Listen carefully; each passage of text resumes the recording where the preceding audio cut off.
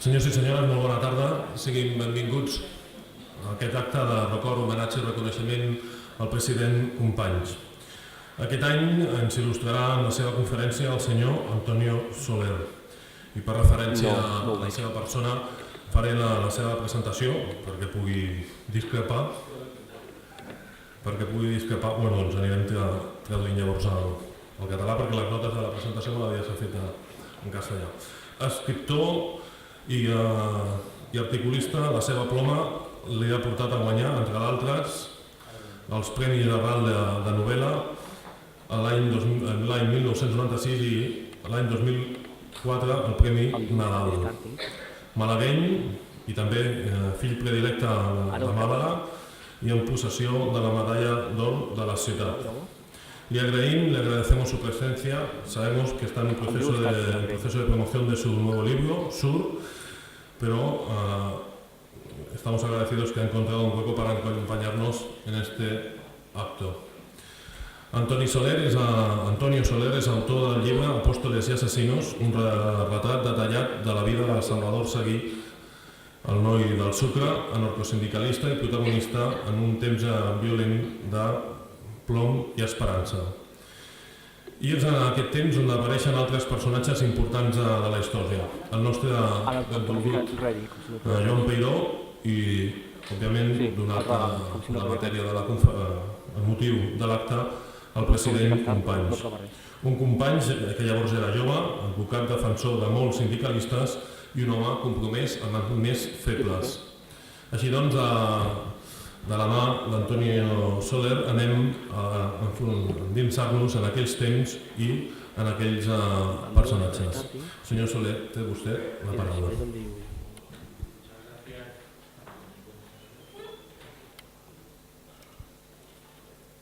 Buenas tardes. Muchas gracias, señor alcalde. Voy a contar en primer lugar el proceso de mi acercamiento a la figura de Salvador Seguí, en cierto modo, por qué estoy aquí esta tarde, de qué modo se puede justificar eso. Le dediqué un par de años intensos de mi vida, primero a documentarme sobre Salvador Seguí y luego a escribir el libro que aquí se ha mencionado, Apóstoles y asesinos. Mi primera aproximación a Salvador Seguí vino siendo yo muy joven, cuando leí una biografía, yo diría que en aquella época casi de modo accidental, yo tenía 18, 19 años, ni había escrito nada ni pensaba ser escritor, pero cayó en mis manos ese libro, una biografía de Ángel Pestaña, sindicalista, miembro de la CNT. Me interesó mucho la vida de Ángel Pestaña, leonés que desarrolló parte de su vida sindical en Cataluña, pero que tuvo una vida prácticamente digna de un personaje de Charles Dickens. Pero en esa biografía hubo un personaje que me interesó sobremanera y bastante más que Ángel Pestaña, fue Salvador Seguí. ¿Y por qué?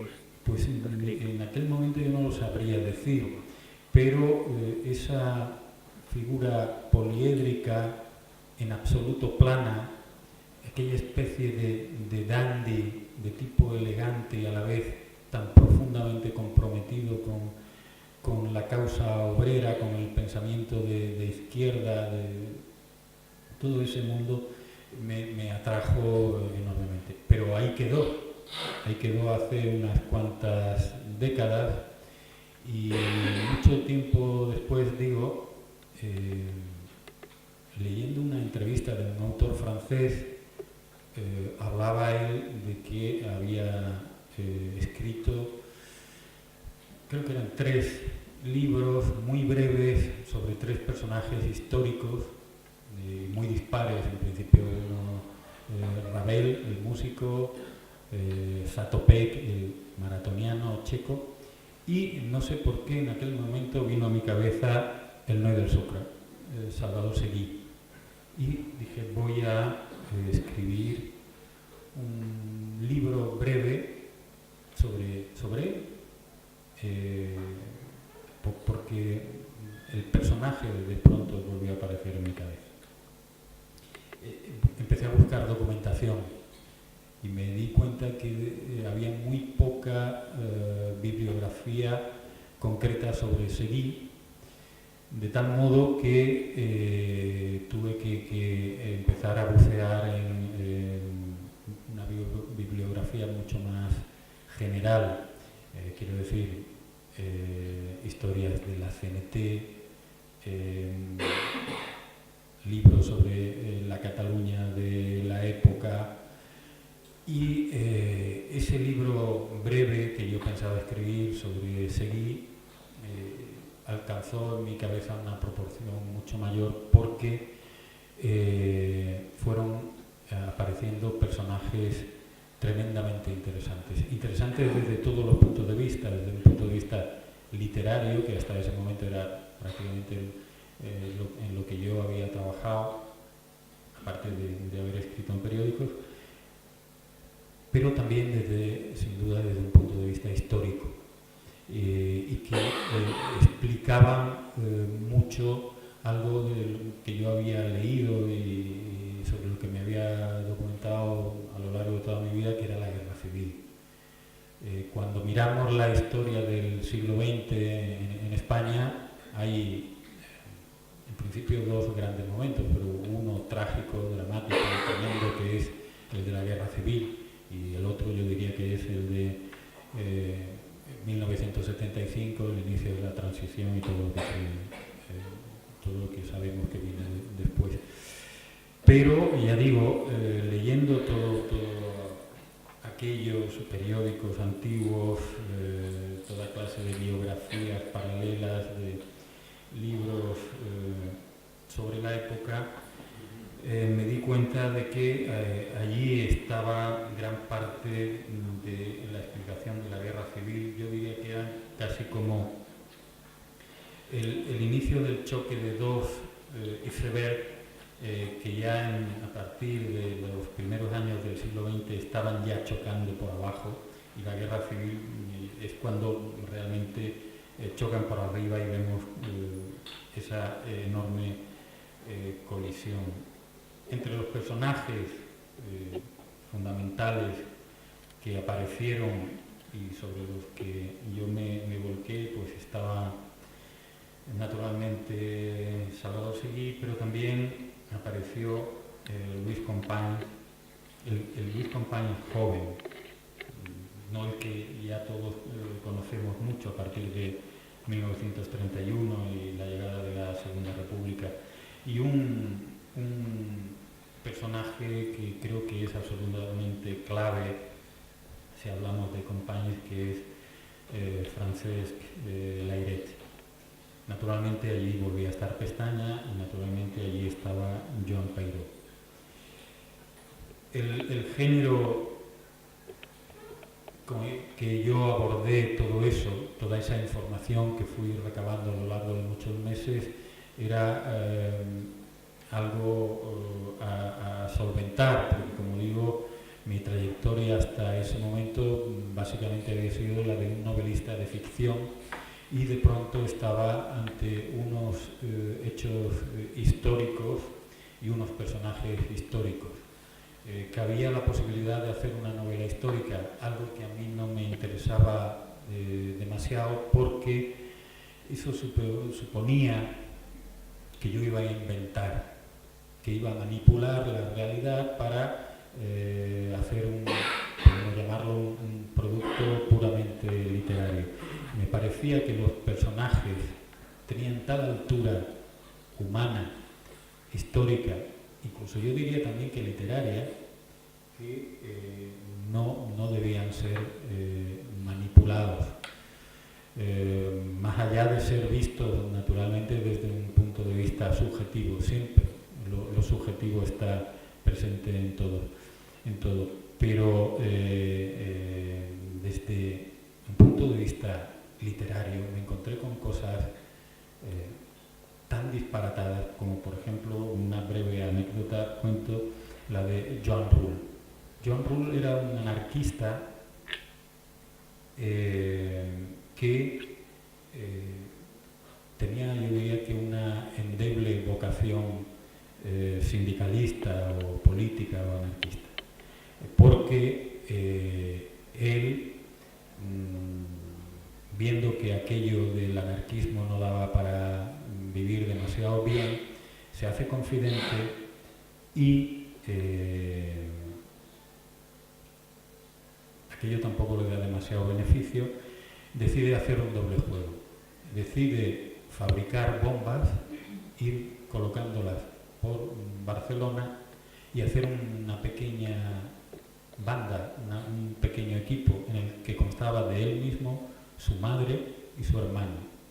De tal modo que aquella señora, la señora Rull, salía por las mañanas con un pañuelo en la cabeza, un capacho, solo que en el capacho, en vez de llevar coles o nada, llevaba bombas y la iba colocando por aquí y por allá.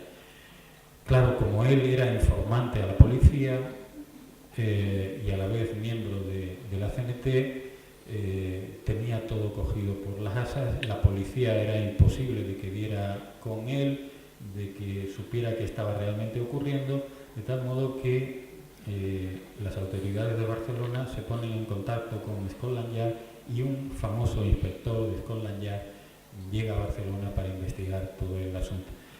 Eso, y hay fotos y hay documentación y todo lo que se quiera sobre todo el proceso, que verdaderamente, aquí corto la anécdota, es absolutamente rocambolesco. Pero si vemos eso, tendremos prueba de que no había que inventar absolutamente nada para hablar de estos personajes, para hablar de ese tiempo.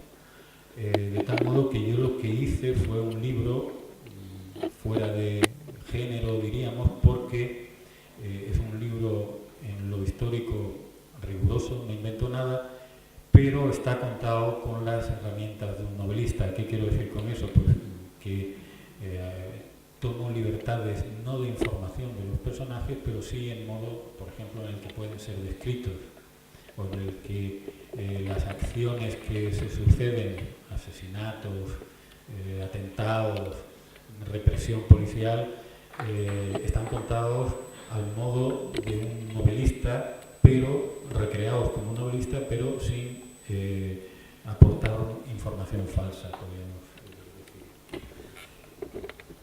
Es un tiempo, por otro lado, en el que, aquí se habla de esperanza y plomo, es un tiempo en el que las ideologías políticas, los movimientos políticos, obreros, están en plena efervescencia. Es un tiempo en ese sentido completamente abierto, yo diría que casi virginal. Es el tiempo de las reivindicaciones, de las ilusiones, de las esperanzas. Todavía no ha sucedido la Revolución Rusa, y en ese caldo de cultivo, en una Cataluña, en una Barcelona tremendamente industrial y por tanto con gran concentración obrera, aparecen estos personajes. Como decía, el personaje central en el que yo me basé y fue mi guía en todo esto, aunque luego se ramificó, fue Salvador Seguí. Seguí, y con eso también mucho de lo que pueda hablar de él podría trasladarse todo a Joan Peiró, porque sigue una carrera ideológica muy parecida. En algunos momentos hay puntos de discordancia, pero son anecdóticos. Los dos vienen de un mismo pensamiento. Noy del Sucre es un chico que viene del mundo obrero, de la calle, que empieza a trabajar como Peiró desde niño y por tanto empieza a tomar conciencia política desde niño. Es Seguí, tremendamente radical, como podía corresponder a la gente con la que está trabajando él en una panadería o en un bar como camarero, y por las lecturas que empieza a tener. Es un niño con muy poca escuela, pero desde muy pronto muy apasionado por la lectura. Nietzsche es su ídolo en ese sentido, y ya digo, él tiene un pensamiento anarquista muy radicalizado. De hecho, de adolescente crea un grupo que a sí mismo se hacen llamar el Fils de Puta, para mostrar hasta qué punto están dispuestos a subvertir el orden social. Y es el momento, ya digo, en el que el comunismo, el anarquismo, el socialismo, el sindicalismo y el fascismo, por otro lado, están tomando puestos en la sociedad y en las mentes de muchas personas. En esa Barcelona industrial están los polos de todo esto. Y junto a estos chicos que vienen del mundo obrero, no del Sucre, Pairó o Pestaña, que luego van a evolucionar, está el mundo de la burguesía, está el mundo de los privilegios históricos que no quieren ceder ante eso que parece que están huyendo, y que ellos piensan, los burgueses y su entorno, que todavía puede ser frenado, que puede ser parado. Y de ese mundo vienen dos de los personajes que más me ocupé en ese tiempo. Uno es Luis Companys, y el otro es, como ya he dicho, Layret.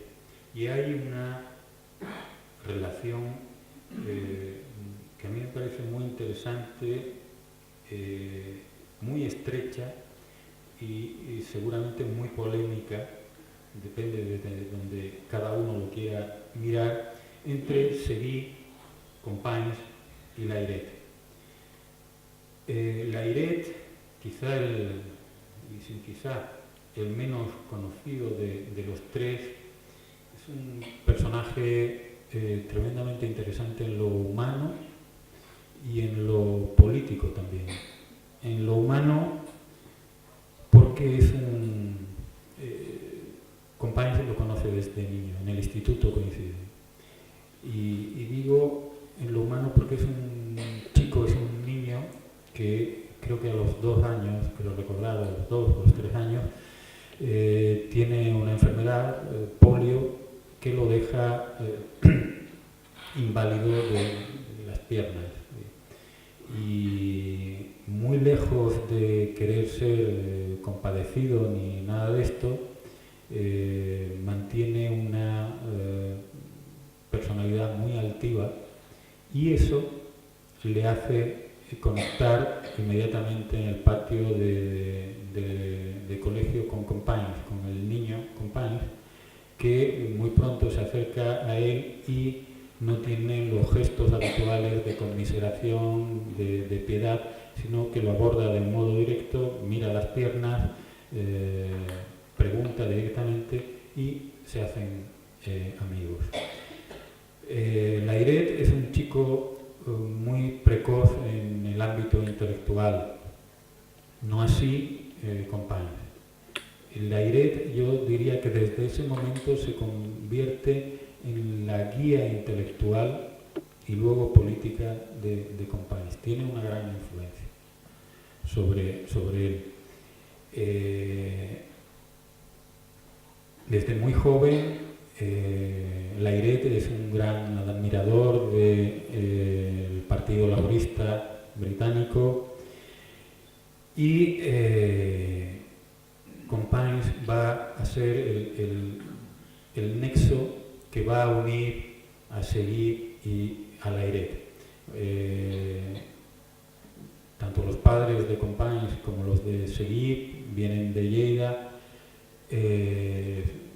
Los padres de Seguí han trabajado en el campo para los padres de Companys, y siendo muy jóvenes, ya las ínfulas absolutamente revolucionarias y transgresoras de Seguí se han calmado bastante, digo, y siendo jóvenes se encuentran de nuevo Companys y Seguí.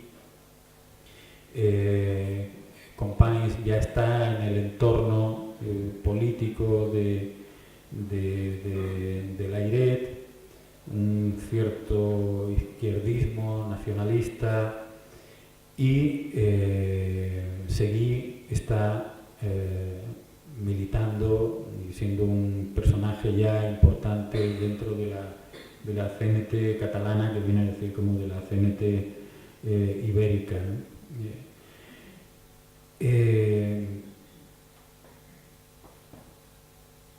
Va a ser un punto de unión, como digo, Companys entre estos dos personajes en principio muy distantes en lo ideológico, pero también en su procedencia, Layret y Seguí. Están de acuerdo los tres en muchos puntos.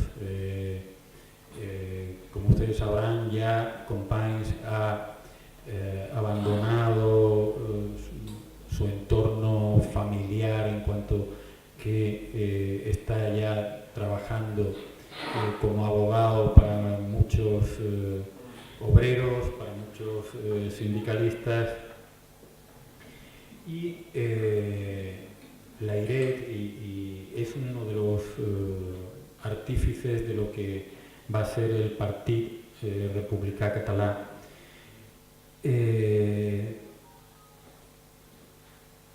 Los puntos de unión, como digo, son estos, el de la defensa de los obreros, y los puntos de fricción va a ser el nacionalismo.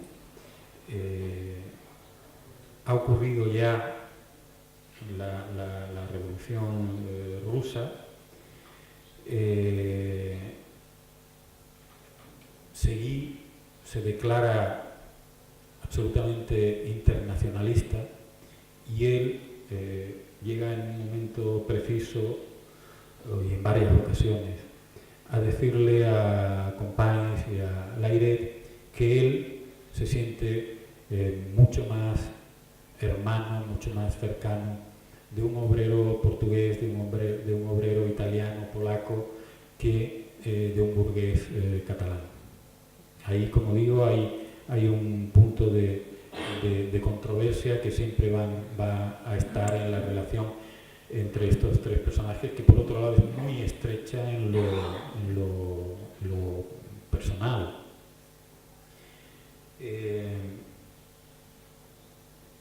Y de hecho, la muerte de Layret, que es asesinado en 1920, yo diría que va a unir todavía más a los otros dos personajes, a Companys y Seguí. La palabra política es casi una palabra prohibida para un anarquista de entonces.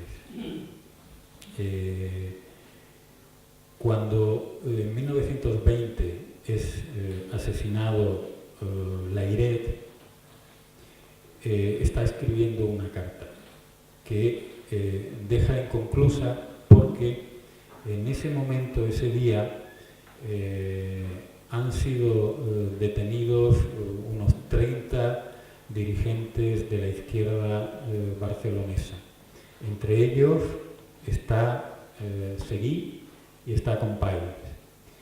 Y la mujer de Lluís Companys va muy preocupada a ver a Layret, a decirle que su marido ha sido detenido y que parece ser que los van a meter a todos esos detenidos en un barco, y que no se sabe muy bien a dónde los van a llevar.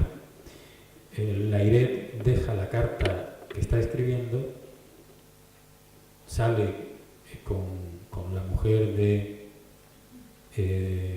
Companys después de hacer una llamada, parece que va a ver al gobernador, al alcalde de Barcelona, y en el portal de la casa es asesinado a tiros.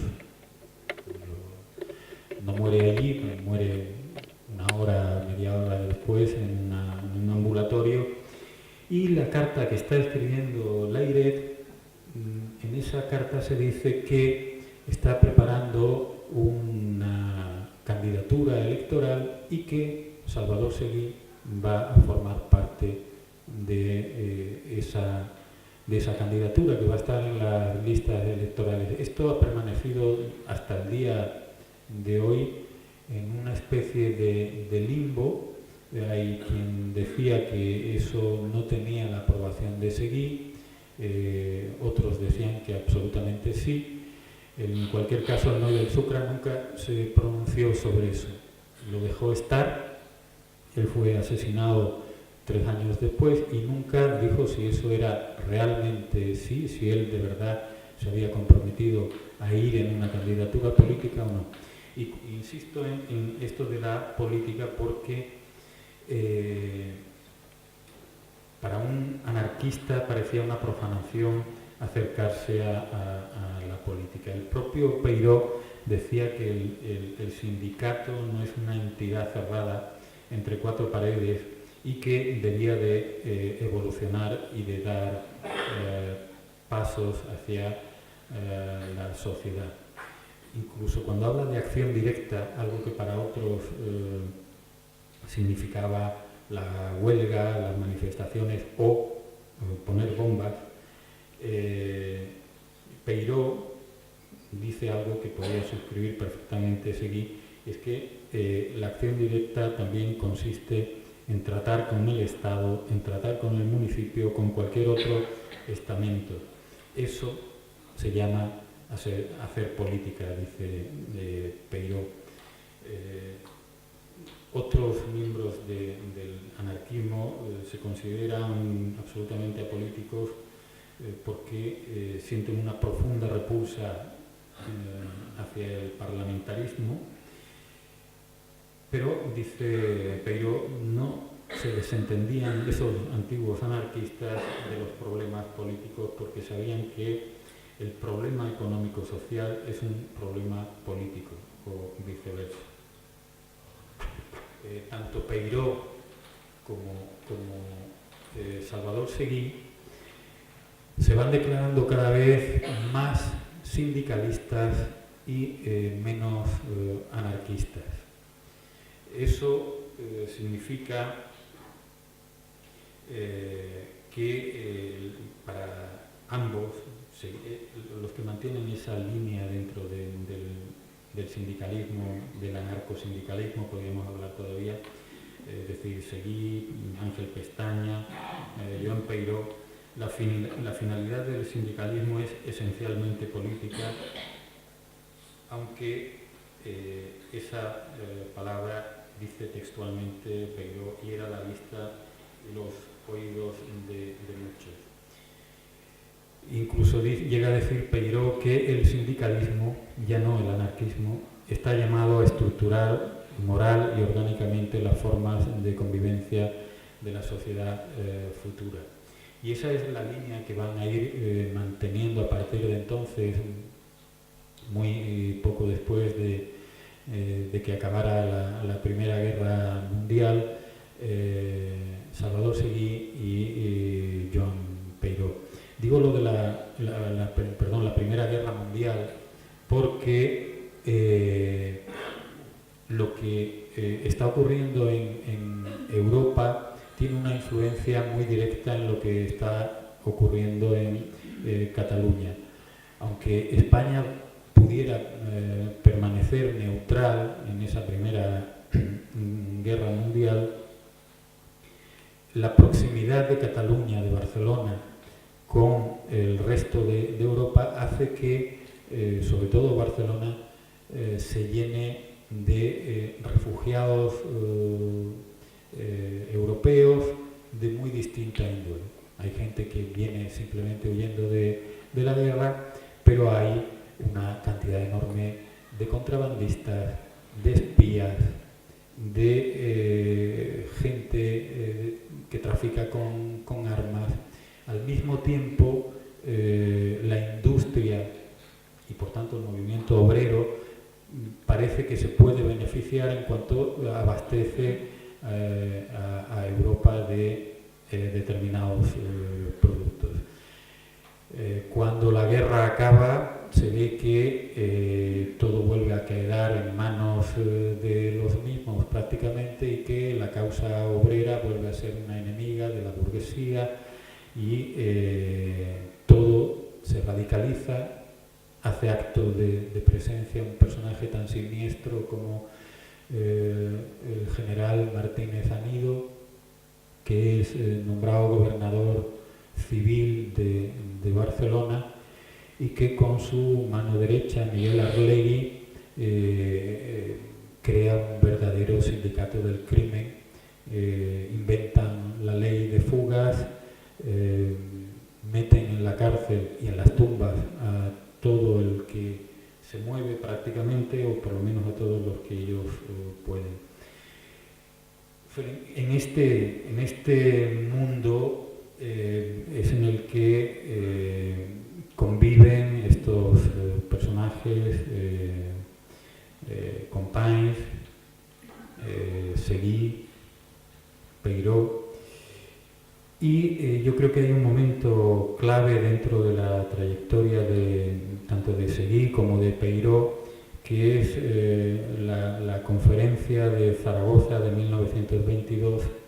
Allí todo ese brazo puramente sindicalista y próximo a la política que encabezan Peiró y Seguí se hacen con el control de la CNT, y de hecho en esa conferencia de Zaragoza Joan Peiró es nombrado secretario general de la CNT con el apoyo expreso de Salvador Seguí.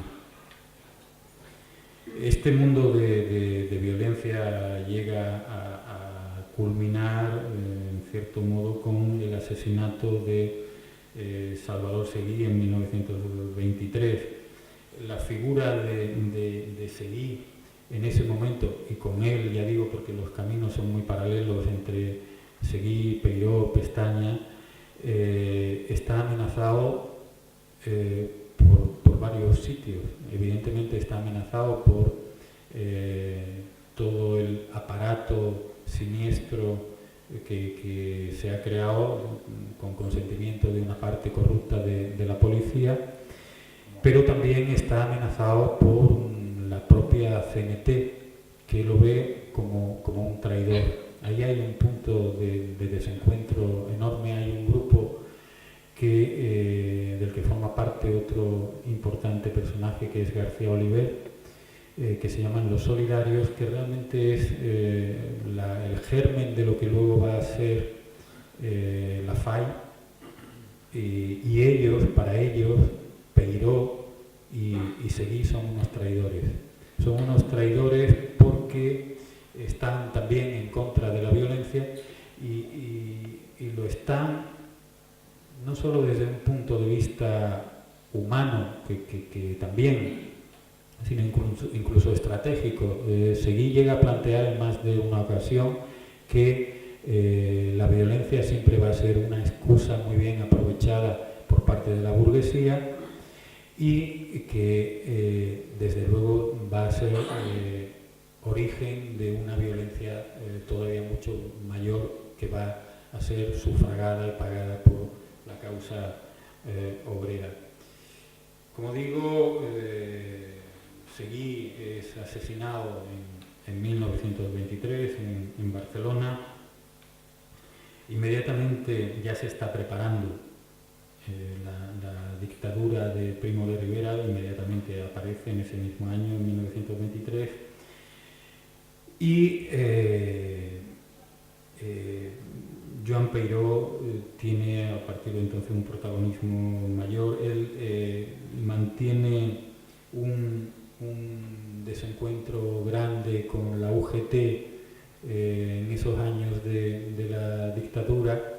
La CNT y la UGT en todos esos años anteriores han mantenido siempre una relación de ida y venida.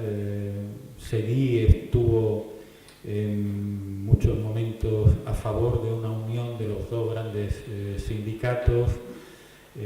Hubo momentos en los que parecía que eso se podía haber dado, pero ya digo, cuando aparece el dictador Primo de Rivera y la UGT está a favor de algo que se llaman los jurados mixtos de trabajo, que es ni más o menos una especie de entidad en la que tienen la misma parte patronos y trabajadores. Peiró mantiene un grave desencuentro con el sindicato socialista. Y bueno, a partir de la caída de la República, yo creo que viene ya el periodo histórico que es más conocido por todos ustedes. Llega en 1931, llega después del Pacto de San Sebastián la proclamación de la Segunda República, el 14 de abril, después de los primeros compases que aquí en Cataluña fueron un tanto confusos, porque se proclama por parte de Macià la República Catalana. Hasta pasados unos días no se llega al acuerdo de que Cataluña seguiría formando parte de España, de la República Española, con el acuerdo explícito de que habrá una autonomía, un régimen de autonomía en el que Cataluña será la primera beneficiada. Comienza la andadura, ya digo, conocida por todos, de la Segunda República, la creación de la Generalitat, la muerte de Macià, la llegada al poder de Lluís Companys y el año 1934, con todos los hechos bien conocidos, la Revolución de Asturias, proclamación de la República Catalana dentro de la República Federal Española, como se la quiera llamar, el encarcelamiento no solo de Lluís Companys, sino de Manuel Azaña, todo ese periodo un tanto oscuro, podríamos decir, de la República. 1936, con la victoria del Frente Popular y lo que todos sabemos, las consecuencias de la guerra civil, el pronunciamiento de Sanjurjo y Mola, con Franco muy pronto convertido en el jefe de todo aquello, y la debacle de 1939, la dramática trayectoria de Companys en Francia, de él y de Peiró, los dos fusilados. Uno, hoy se conmemora el día de aquel asesinato. Yo creo que habría que llamarlo mejor asesinato que otra cosa. Y en 1942 el de Peiró, además el de Peiró con, no sé cómo llamarlo, con, no sé si agravante o cinismo, de haberle propuesto previamente que formara parte o que dirigiera los sindicatos verticales del franquismo, algo a lo que él, con toda la dignidad que conocemos, pues naturalmente se opuso y rechazó y pagó con su vida. Hasta aquí mis palabras y naturalmente si ustedes quieren yo respondo a las cuestiones que quieran plantear. Muchas gracias.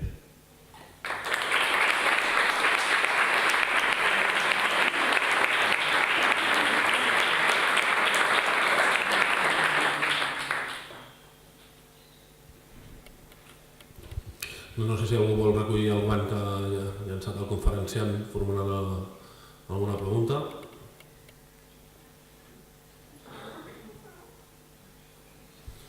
Molt bé, doncs muchísimas gracias. Muchas gracias, ha sido realmente diferente e interesante, así que entre todos yo creo que... ¡Uy, qué alegría! Es que es una persona que no me esperaba. Doncs muchísimas gracias, señor Soler. Me permitiría pedirle que no hay ninguna pregunta, otro aplauso para agradecerle su conferencia. Gracias.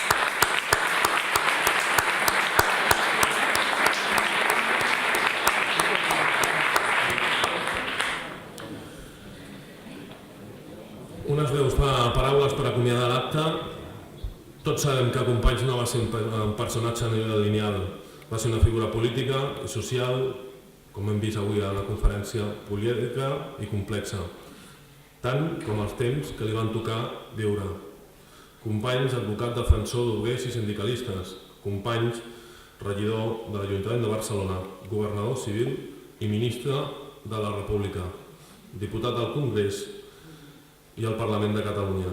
Companys, fundador d'Esquerra Republicana de Catalunya. Companys, president de la Generalitat de Catalunya. I companys, assassinat sota les bales dels fusells franquistes al castell de Montjuïc. Companys sempre al servei de Catalunya i del seu progrés. Nosaltres, des de Mataró, com cada any, hem tornat a retre el nostre homenatge al president Lluís Companys, un homenatge senzill i sentit. En Companys a la memòria, mirem endavant, treballem pel futur i, com diu el nostre himne, fem una Catalunya rica i plena. Moltes gràcies, senyor Soler, per la seva conferència i a tots vostès, moltes gràcies per la seva presència. Molt bona tarda.